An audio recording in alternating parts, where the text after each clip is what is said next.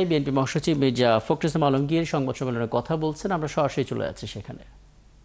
কেন মামলা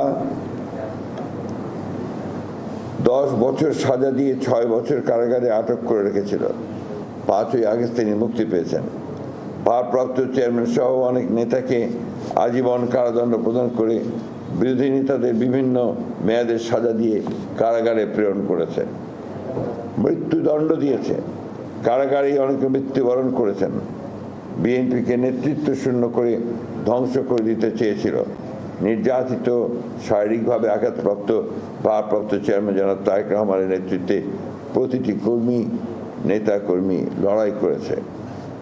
মানুষের এই সংঘবদ্ধ আন্দোলন চূড়ান্ত রূপ নেয় 2024 সালের জুলাই আগস্টে ছাত্র জনতা স্বতঃস্ফূর্ত আন্দোলনের মধ্য দিয়ে পালিয়ে যেতে বাধ্য হয় ফ্যাসিস্ট শাসনা 5ই আগস্ট।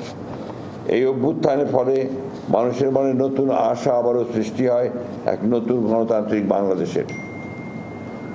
অন্তর্বর্তীকালীন সরকারের প্রধান উপদেষ্টা প্রফেসর ডক্টর মোহাম্মদ ইউনূসের নেতৃত্বে অন্তর্বর্তীকালীন সরকার সেই ধ্বংসপ্রাপ্ত রাজনৈতিক অর্থনৈতিক কাঠামোকে নতুন করে গড়ে তোলার লক্ষ্যে সকল রাজনৈতিক দলের সঙ্গে আলোচনা করে রাষ্ট্র ব্যবস্থা সংস্কারের কাজ শুরু করেন।